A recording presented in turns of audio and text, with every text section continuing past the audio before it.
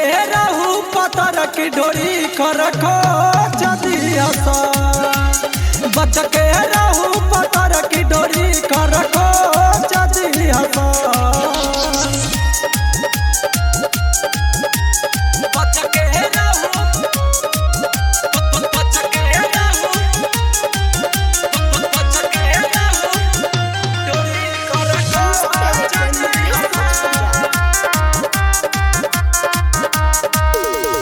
लचकेला जब कमरिया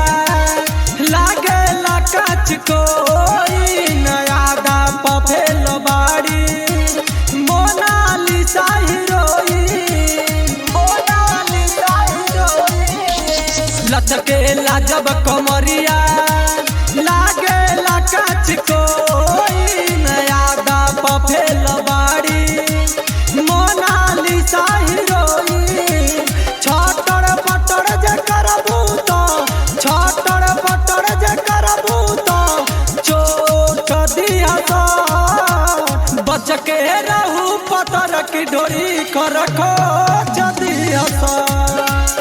बच के रहू पतर की डोरी कर रखो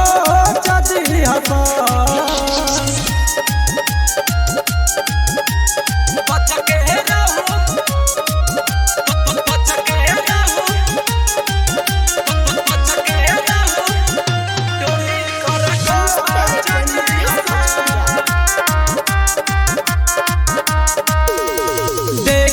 चढ़ल जवानी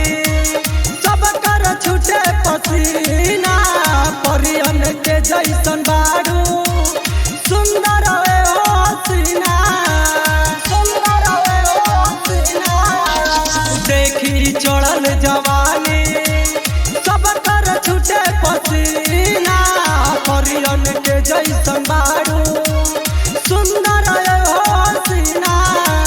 राइटर नरेंद्र विनोद भी राइटर नायक नमल भी सपोर्ट दिया बच के रहू पतर की डोरी कर रखो जदिया बच के रहू पतर की डोरी कर रखो Jadia recording studio red angel music Raxaul.